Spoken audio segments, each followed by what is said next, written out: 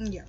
Entonces vamos aquí a explicar bien la estructura, cómo se compone la estructura de un balance clasificado en formato PSGA y NIF, pero también ver, ¿no es cierto?, la parte determinar que obviamente si ustedes visualizan y muchos se dieron cuenta de que el balance, tanto con el total activo, sumándolo y comparándolo con el pasivo más el patrimonio, no cuadra. Y es ahí donde nosotros tenemos que ser súper rigurosos y ver, ¿no es cierto?, y analizar, porque de eso se trata también la contabilidad, de analizar.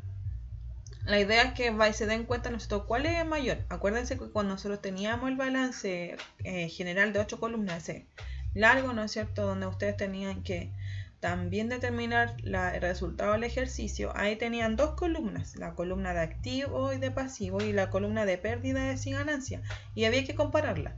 Si el activo con las ganancias eran mayores, el resultado iba a ser utilidad del ejercicio.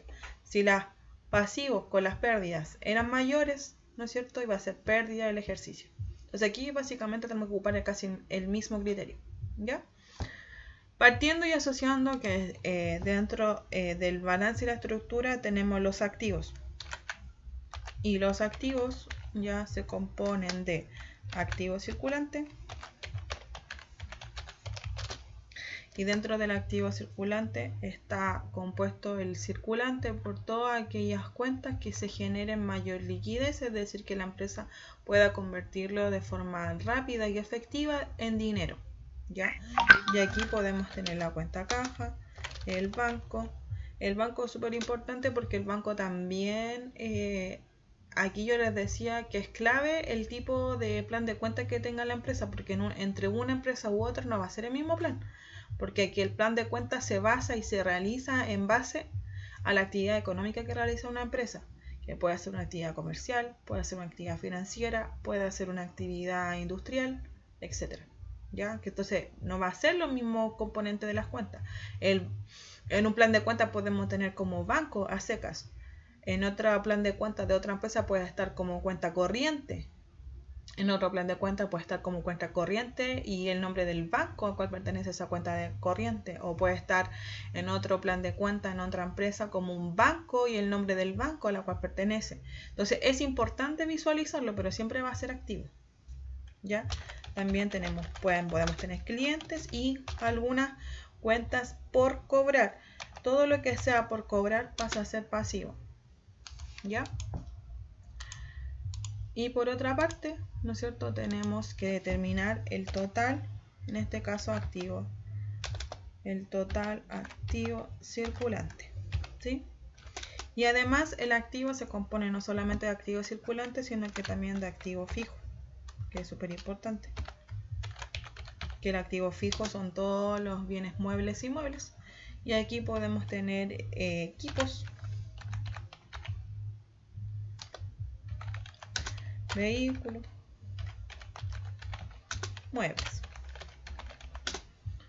Y en este caso lo vamos a dejar así porque vamos a asumir que la empresa no tiene otro activo, que también puede darse que la empresa tenga otro activo.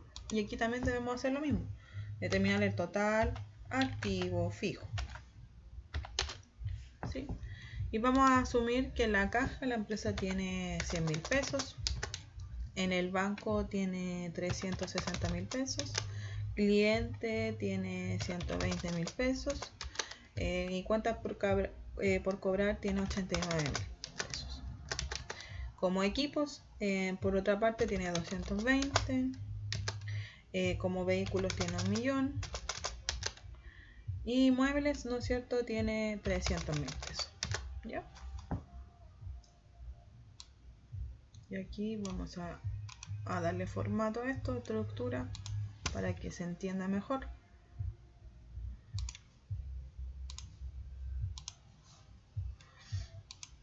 Y vamos a determinar este total. Ahí tenemos el total activo circulante y por esta parte vamos a determinar el activo fijo. Y aquí vamos a determinar el total activo. Que va a estar compuesto, ¿no es cierto?, por la suma del activo circulante más el activo fijo.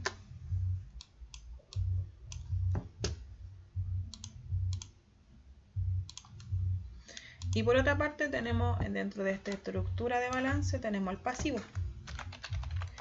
Y el pasivo también se compone como pasivo circulante. Que aquí el pasivo circulante son las deudas que están dentro de un año, que pueden ser proveedores, acreedores y algunas cuentas por pagar. Y aquí vamos a determinar el total pasivo circulante. Y también está compuesto por el pasivo,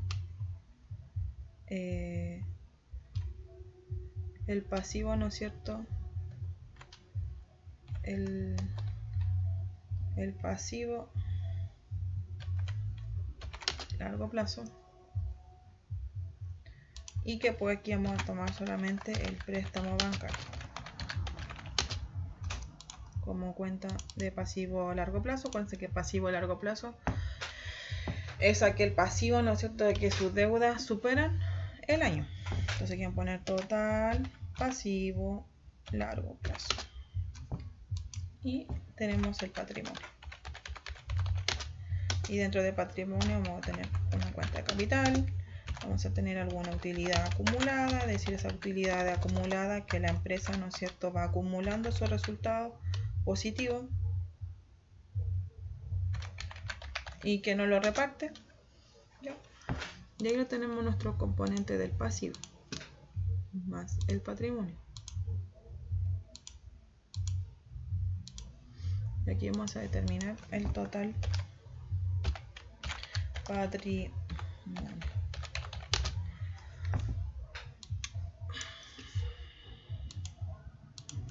Vamos a darle formato a esto para que se vayan comprendiendo.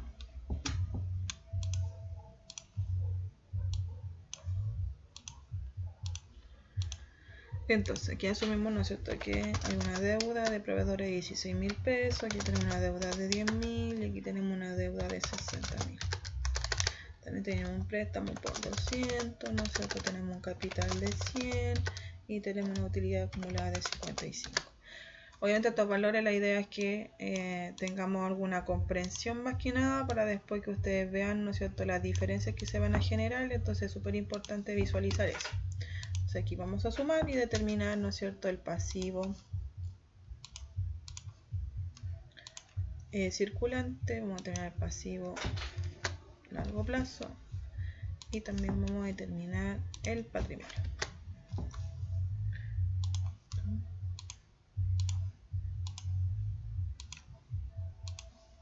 Y aquí vamos a determinar, ¿no es cierto?, el total pasivo más patrimonio.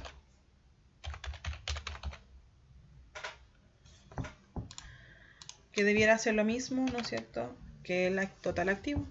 Pero aquí vamos a visualizar que no va a haber esa igualdad y va a haber una diferencia. Entonces, si se fijan, ¿no es cierto?, aquí tenemos el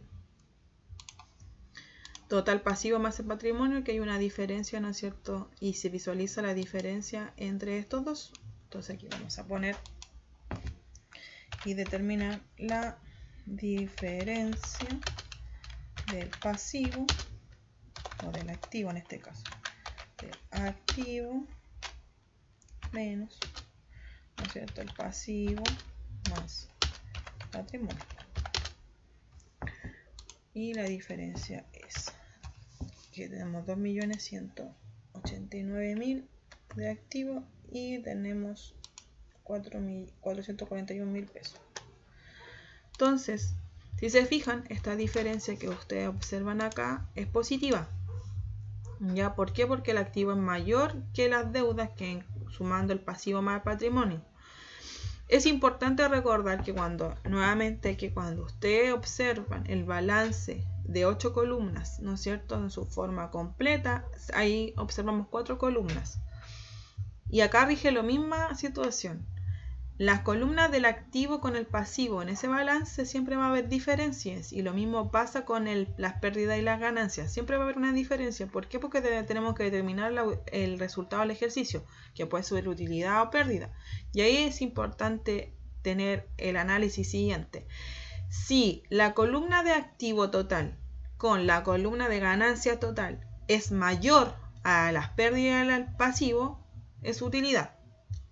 Todo lo contrario, si la columna de pasivo y la columna de pérdida son mayores al activo y a las ganancias, va a haber pérdida del ejercicio. Aquí pasa lo mismo. Acá visualizamos que el activo es mayor al pasivo y al patrimonio, ¿no es cierto? Entonces esa diferencia la vamos a obtener como un resultado del ejercicio, que va a ser utilidad del ejercicio. Caso contrario, ¿no es cierto? Si hubiésemos tenido al revés, el pasivo total con el patrimonio hubiesen sido mayor al activo, hubiese generado un resultado del ejercicio negativo, que sería pérdida del ejercicio, y aquí lo dejamos como pérdida del ejercicio, pero negativo, para que pueda cuadrar con el total activo. ¿Sí? Entonces es importante tener eso claro, y aquí tenemos un cierto cuadrado. Ahora, esta figura que observamos acá es un balance, ¿no es cierto?, clasificado al 31 del 12, ¿no es cierto?, en PSGA.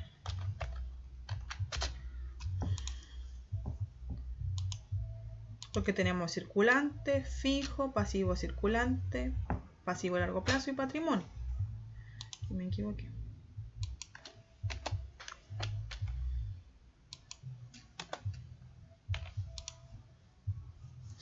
Y esta estructura, a llevarla a NIF,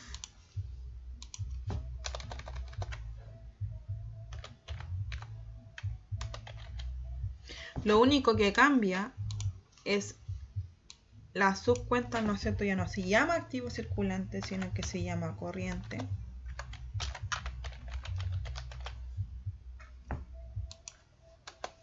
Ya no se llama activo fijo, sino que no activo no corriente.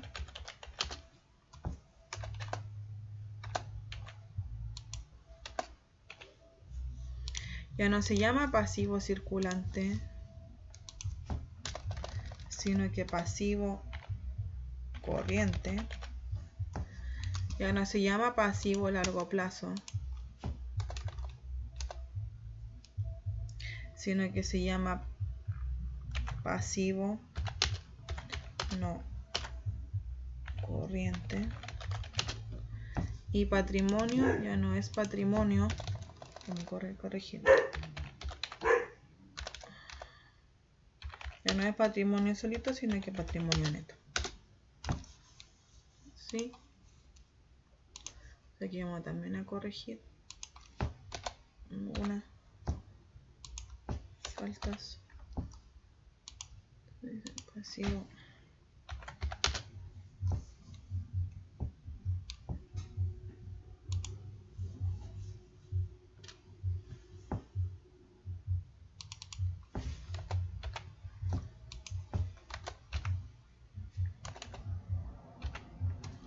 Pasivo a largo plazo.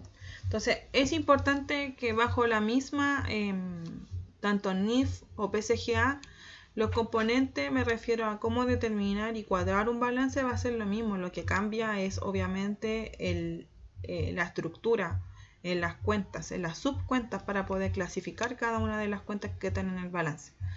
Eso es bajo ese formato, y es lo que tienen que determinar y visualizar en este sentido.